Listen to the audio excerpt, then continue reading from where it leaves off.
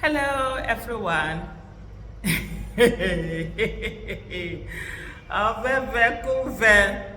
I know some people say I should be serious when I'm doing my videos, right? So sometimes when the issues are serious, but there are certain issues that are just a joke, and you have to laugh and it.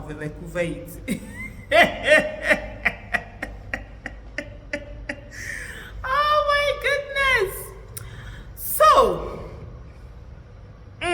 Nigeria.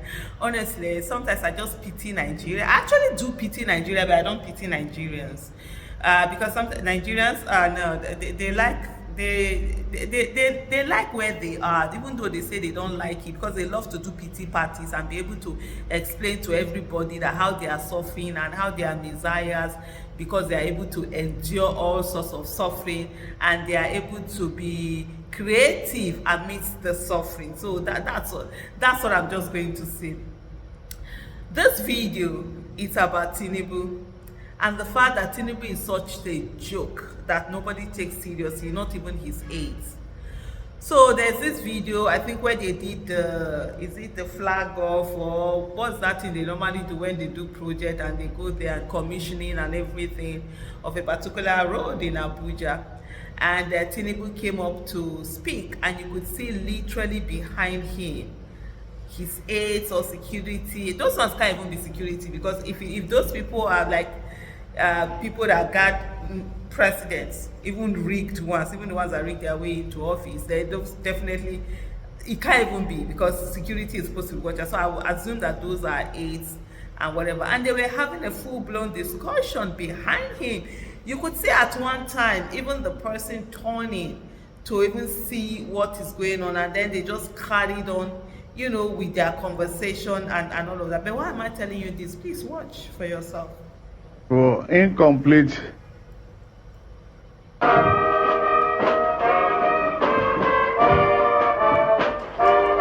please be seated. Thank you very much. Thank you.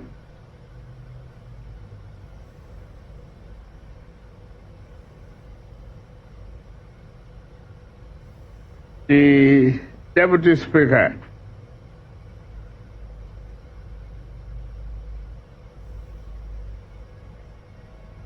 Representing the Speaker, please bear with me to stand on the existing protocol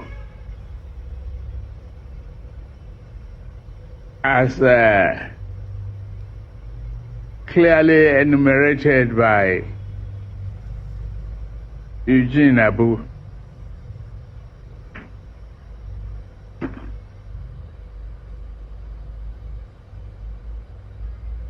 To the contractor, no one gets credit. Show. This is what Nigeria has been reduced to. This is what Nigeria has been reduced to. On a very serious note, I don't even blame those people. In short, I can't even find this thing to even be angry and say that job that they're supposed to do. Look at if he was Nigeria's president, you feel like what is it? Because they are tired of hearing gibberish. There's nothing. Tinubu doesn't even inspire himself, talk less of inspiring somebody else. You listen to him, you just see like some child who have learnt some new grammar and just trying to just throw the words in. He wants to sound intelligent, but you really can't see that intelligence. He wants to sound smart, but you really can't see that smartness. And so he's sort of like trying to throw in big words and then be able to look and feel, smart. That's it. There's no leadership, there's no inspiration, there's no influence. There's no, okay, you're listening to someone, what the person is saying, like, okay, this person might, it's not even about being an orator. You might say, oh, this person might drop some nugget of wisdom, this person might drop some information, you can learn from this person. There's nothing to learn from Tinubu. You understand? Again and again and again, he has shown how empty he can be, and there's nothing there. And when he speaks, you see that arrogance, arrogance of speech, that arrogance of entitlement. That's what you normally would see with a Tinubu. And so imagine, so for these people who constantly have to listen to him and know that there's nothing there, I just wonder how their minds go. And you can see how all of that, all of that conversation, they're really engrossed in their conversation. Because at one time, one of them will look behind and say, this one still they talk. Is it even anything important? Like they went on and continued with the conversation. That's just what we see. That's just the way the things have become. That's the joke that Nigerian has been. Imagine a real president who is a president in the real sense of the word, who actually truly had absolutely won their election, who came in through a system, that it's legit, that it's good, that everybody can see that, yeah, this person won, who has the legitimacy of the people. Such a president will not be one that will be speaking and then some people are behind him, just going on having their own full-blown conversation as if really there's nobody behind them.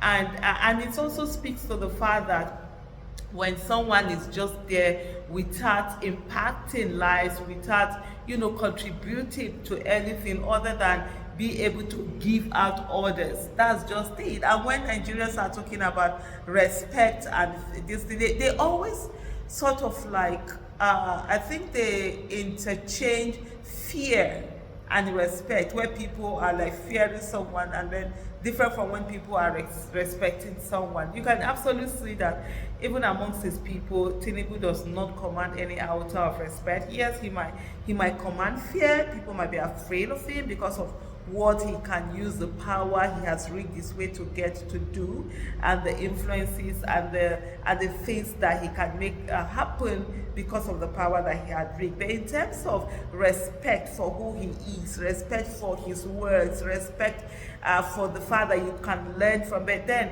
what am I even saying? How are you going to be respecting someone when you're actually not learning from that person? And so I think that's the key thing here. So it's always like gibberish, you're listening to him. So they needed to tune out, and then normally there are people like that when they are talking, you just tune out, you're not in that conversation. But in their own case, they didn't tune out individually, they just decided to sit down and begin to have their own conference behind him. And while all of that was going on, nobody amongst his team could notice that and move those people away from them. Because normally when you're doing something, there are some people whose job it is to keep checking what is happening.